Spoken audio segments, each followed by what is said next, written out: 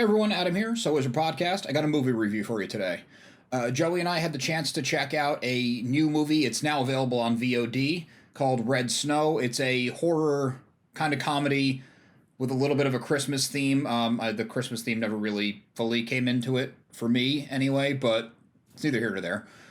So we actually talked about this on a live stream, and we were hoping we could share that with you guys on our own channel here, but we were unable to get the video. It was a lot more fun with Joey and I together, but this was a cool movie, a great concept, so we wanted to do it justice and help spread the word the best we could.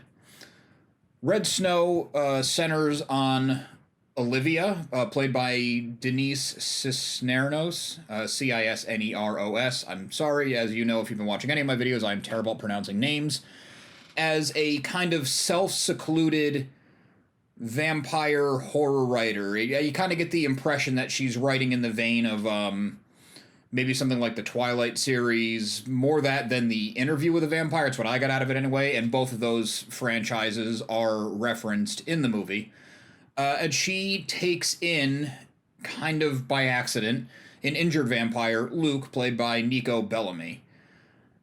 It's a great concept. A horror fiction writer who didn't know that vampires were real takes in an injured vampire, and even though is terrified him and shocked to find out the vampires are real, given her chosen profession, she is thrilled about it.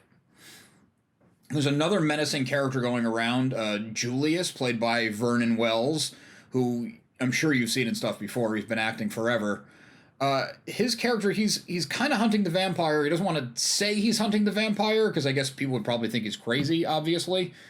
But he came off way more menacing than the vampire ever did, so I didn't really buy his character. I don't know why he had to try to scare the girl even more than the creature that literally survives by feeding on humans' blood did.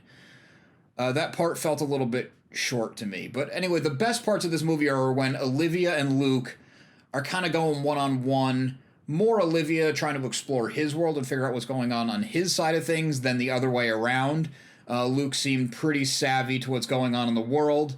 There's some great bits talking about Anne Rice, talking about, I'm blanking on the name of the woman who wrote Twilight, because, I mean, I despised Twilight.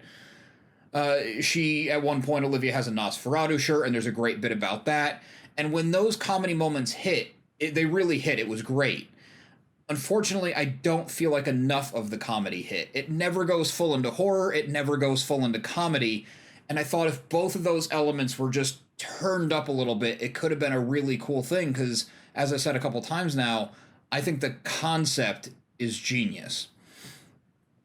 It was written and directed by Sean Nichols Lynch, who's been doing some work, but he's relatively new in his craft, and I think he's someone to keep an eye on. I think Sean, along with Denise and Nico, actually, everyone really did a good job.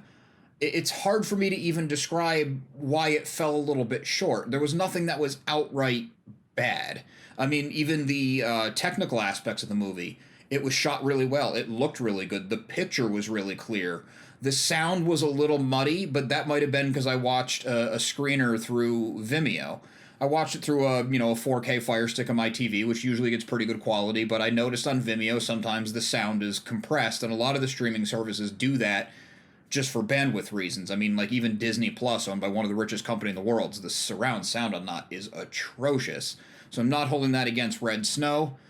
I do think Sean Nichols Lynch is someone to keep an eye on because this was a really great attempt.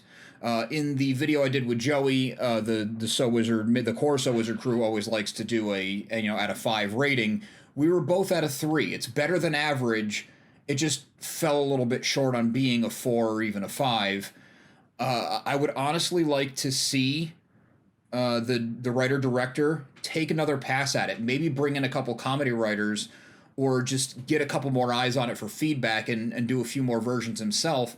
And I'd actually like to see a remake of this in like 5 or 6 years where everything is just turned up a little bit more. And I don't even mean budget-wise, because it never felt like a micro-budget movie. There was no shortcomings there. It just, it just needed a little bit more polish. I hope that makes sense. I hope I'm describing it adequately.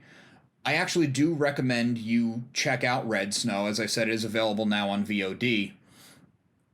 I recommend you check it out for the aspects of it that work, because they do work, and the aspects that don't are not so bad that it hurts. This was not a hard one to get through by any stretch.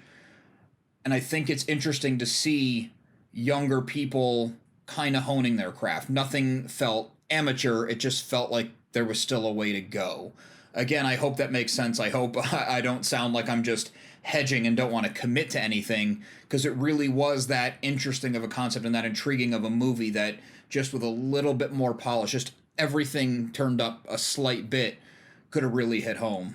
So that's Red Snow, available now on VOD, written and directed by Sean Nichols Lynch, starring Denise Cisneros, apologies on the name, Nico Bellamy, Vernon Wells, and of course there's some more people in the movie that come and go, but that's kind of your core cast. Thanks for watching. Make sure to like and subscribe. We got a lot more interviews, new movie coverage, unboxings, all that stuff coming your way. I had some personal projects get in the way, so the videos have not been as consistent as I like. More will be coming. That personal project is wrapping up, so I can focus more attention here, having fun, talking movies. So hit that like and subscribe button. You're not going to want to miss out. Also, make sure you listen to So Wizard Podcast every single week wherever you get your podcast. So Wizard Podcast can also be found on Patreon, where for as little as $1 a month, you get multiple monthly bonus shows. SoWizardPodcast.com is your resource for reviews, recommendations, videos, merchandise, and more. We love hearing feedback, so drop us a note in the comments, leave us something on social media. All the accounts will be found after the show and in the show notes. And on a more personal note, a good friend and I have an ongoing comedy comic series. We just wrapped up a crowdfunding campaign. All the rewards are out there. We've been getting amazing feedback, so thank you everyone who already supported us. If you'd like to catch up with the story, we have 7 issues available now that make up our first chapter. You can find those on socialstudiescomic.com. Chapter 2 kicks off in January. We already ordered the next book to be printed, so hopefully we're ready for the first, if not the second or third, because, shipping stuff this time of year is a little bit difficult. Anyway, that's socialstudiescomic.com. Thanks.